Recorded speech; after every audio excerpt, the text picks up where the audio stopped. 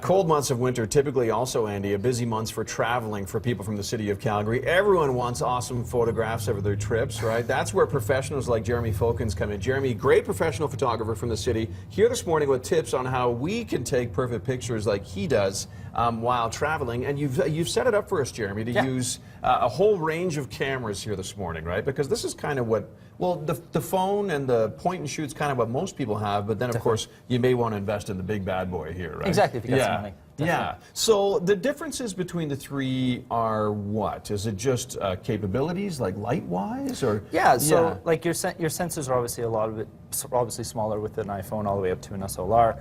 The megapixels obviously make a difference, quality in your resolution and whatnot. But you'd be surprised what you can actually get with a lot of anything with an iPhone all the way up to an SLR in terms of quality. Okay, and so let's start with, we have an example of a picture that you've taken with an iPhone. Yep. And here it is here. Yeah, so this is beautiful shot. Yeah, so this is on the one of the back roads of southern Alberta, just off Highway 22. Okay. You know, just going out there, doing some exploring, looking for leading lines, big dramatic clouds.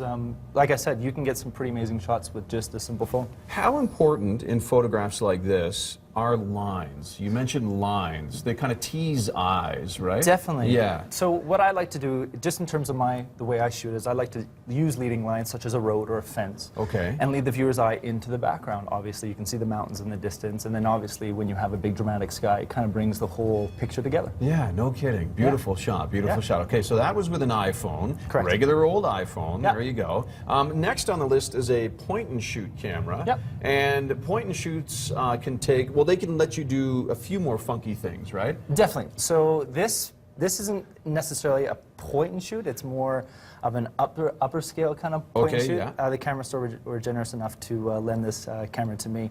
But yeah, so with this camera, you are able to change some of the lenses with this Fuji camera. Yeah. The quality of the sensor is a lot better, and it just gives you more capabilities within using the tool. And here's an example right here, taken with the camera in front of you, right? Exactly. Yeah. So this is a picture of my wife that I took of it just this weekend. Again, just heading out into just some areas that we haven't really explored yet. This is out on Chinook Lake. With the photograph, from a technical standpoint, just looking for some non-distracting backgrounds. Oh, okay. We were lucky enough that a storm blew in right from behind us. And just kind of telling that story, enjoying those moments that you're out spending outside. So if I'm understanding you, you used the kind of solid backdrop there to make your wife pop? Is that correct? Okay, yeah, I see. Okay. So you're not having, you know, like a tree sticking out of her head or Sure. a power line or anything like that, right? Sure. Kind of just, you know, enjoying the day, having a good time out there cross-country skiing, and just telling the story. Okay, very cool. So there you go, using kind of a bland backdrop to make someone pop. Exactly. Now, how about the big bad boy here, the SLR camera? Yes. So here we have. This one can do anything, right? Sure. Pretty much. Yeah, it is. It's, you know, cameras are all tools, right? So it all depends on how you use it and whatnot.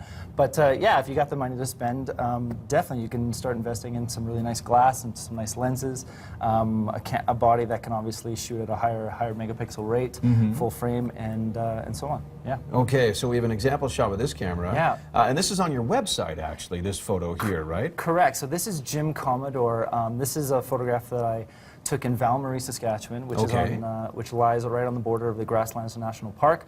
He's kind of one of those real, true cowboys. He was born in 1941. Grew up during some pretty rough times when drought was obviously stricken the whole Canadian prairies and whatnot. Yeah. But it's for a project I'm doing called Back to the Land. Okay, and technically speaking, what is really sexy in this photo for you? For me, it's all about Jim. Jim and the horses running in the background. Yeah. So leading with the horizon, kind of sticking on the top third of the photograph, kind of sticking with those real thirds. And making Jim himself pop. Obviously, with the running horses, it adds that, you know, that extra element in that dynamic part of the photograph. So Very cool, very cool. Now, this photograph, one of many you mentioned, is going to be on display it's at the White Museum in Banff starting this weekend, right? Correct. Yeah. January 30th is the opening, and it runs from 7 till 9, and it's in part of the Exposure Photography Festival, which runs throughout the whole month of February in various galleries, event spaces around Calgary and the Bow Valley. all highlighting photography. There you go. White Museum along Bear Street in Banff starts this Saturday, runs till, well, pretty much the end of March. There you go. Full details on our website, breakfasttelevision.ca. And quickly, what's your website if people want to find out about you? Yeah, you can come to my website, jeremyfokkens.com. Fokkens, Correct. right? All right, .com. There you go. Good stuff. 8:23.